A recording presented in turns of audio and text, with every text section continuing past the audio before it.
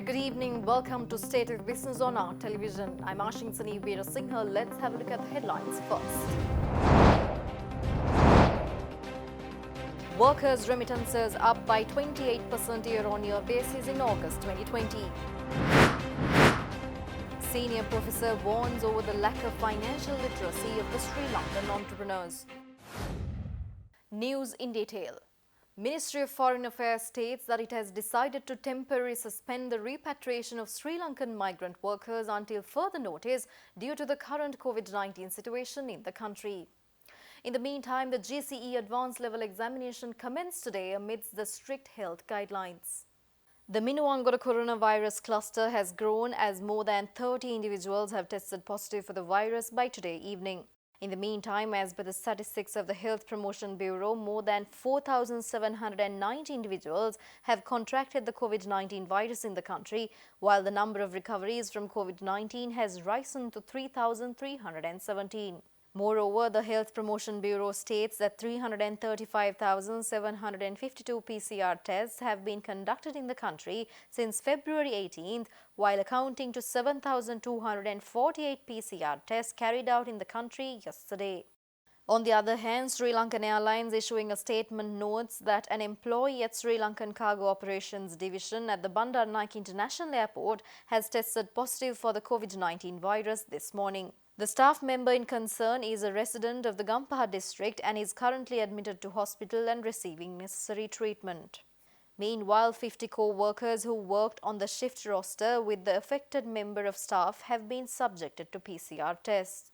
Subsequently, a staff member from Minuangora who is working at the NDB Bank Marine Drive branch has been tested positive for COVID-19, NDB Bank said in a statement, and the branch has been temporarily closed for sanitization purposes. Furthermore, 12 employees attached to the Lanka Electricity Company in Kandan office have tested positive for COVID-19.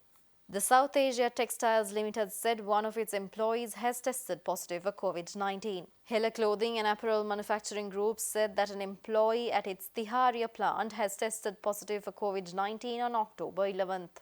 On the other hand, pharmacies and essential food item distribution centres in curfew-imposed areas will remain closed for 3 days from tomorrow till Thursday, stated Army Commander Lieutenant General Shavendra Silva. On the other hand, the GCE advanced level examination commenced today at 2,648 examination centres across the country, and 362,824 candidates were eligible for the examination. The advanced level examination was initially scheduled for August 2020, but authorities postponed the examination following the COVID-19 pandemic. The guidelines stated in the 3-hour examination question papers an additional 10 minutes were given for the selection of questions. In the meantime, the temperature of the students was checked at the entrance of the schools. Students were allowed to wash their hands at the entrance, and they were advised to maintain the social distance and abide by the other relevant health guidelines.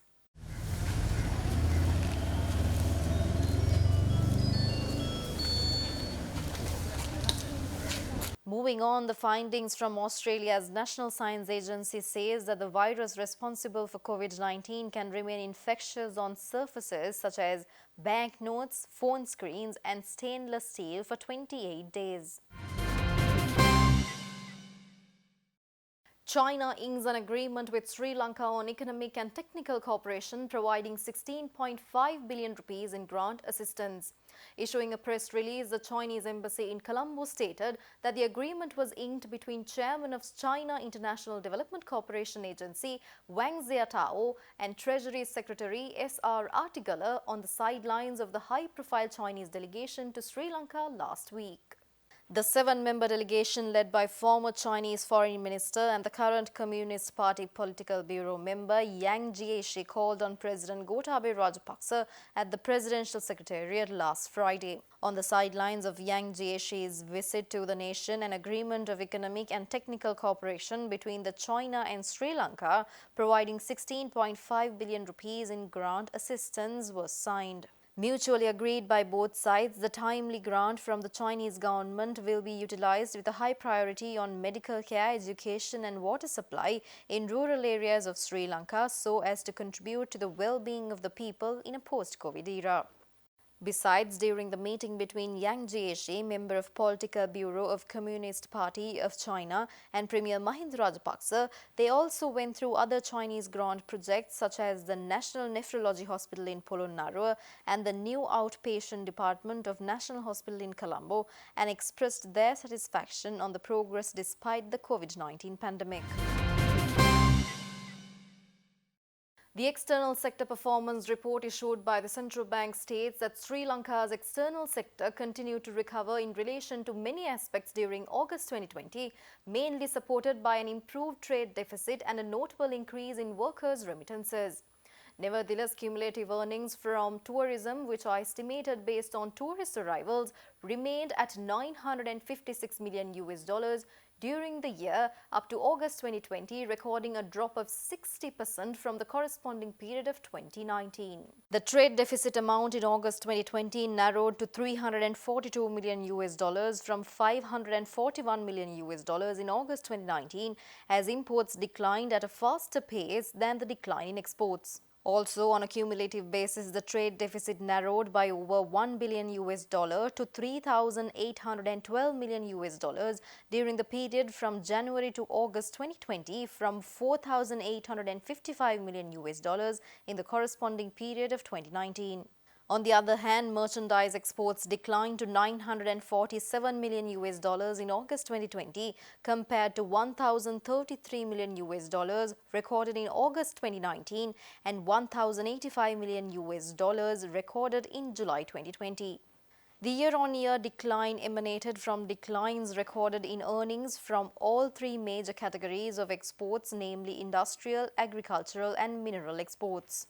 Subsequently, no tourist arrivals were recorded for the fifth consecutive month in August 2020, as all airports and seaports remained closed for tourist arrivals in view of the COVID-19 pandemic.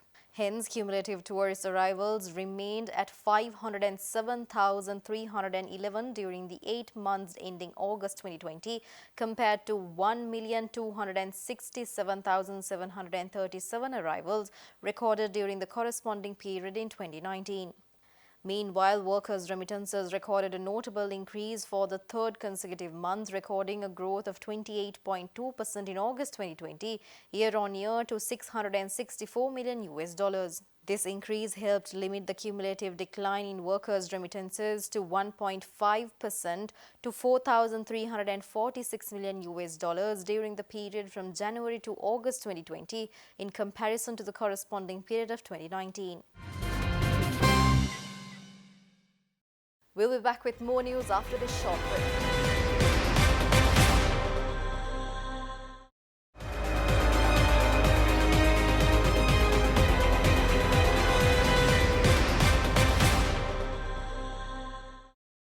Welcome back after the break. The central bank report shows that the level of gross official reserves amounted to $7.4 billion as at the end of August 2020, which was equivalent to 5.1 months of imports. A marginal net outflow of foreign investment amounting to $7 million was recorded from the rupee-denominated government securities market in August 2020, resulting in a cumulative net outflow of $521 million during the period from January to August 2020. There were net outflows of $44 million from the secondary market of the CSE in August 2020.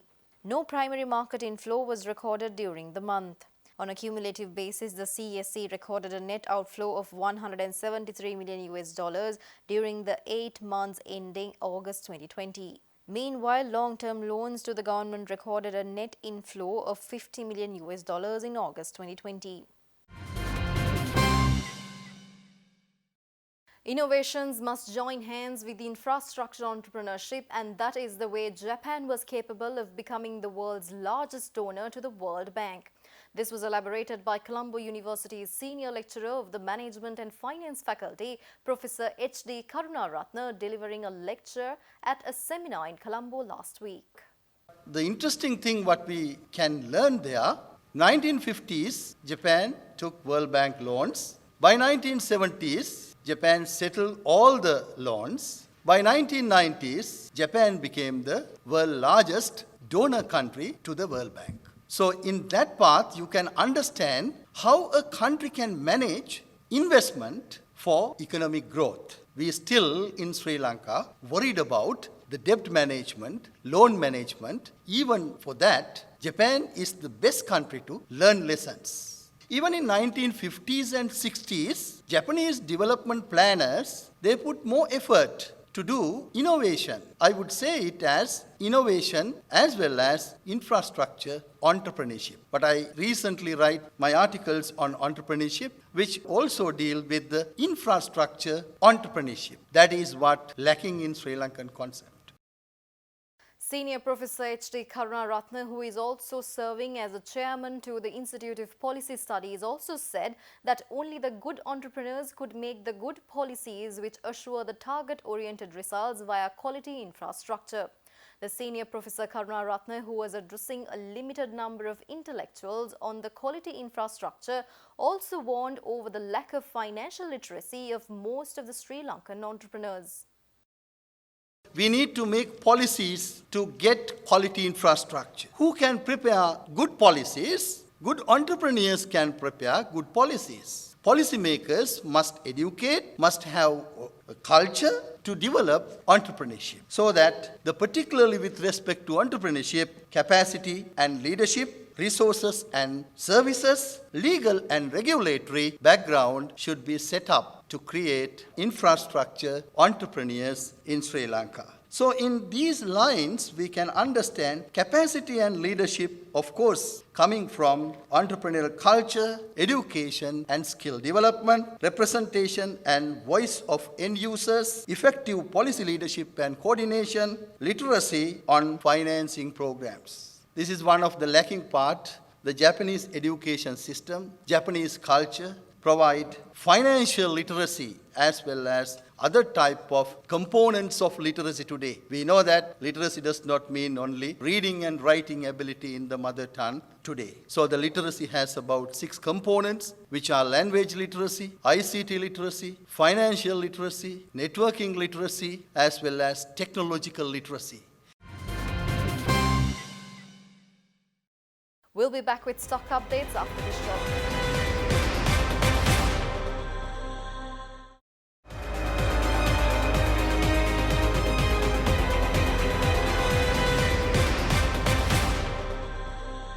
Welcome back after the break. The trading at Colombo Stock Exchange ended on a mixed note today. The all-share price index gained 42.33 points to close at 5,841.05 and the S&P SL 20 dropped 13.79 points to close at 2,334.71. The turnover was 3.7 billion rupees and over 360 million shares were traded. Up next are Forex rates.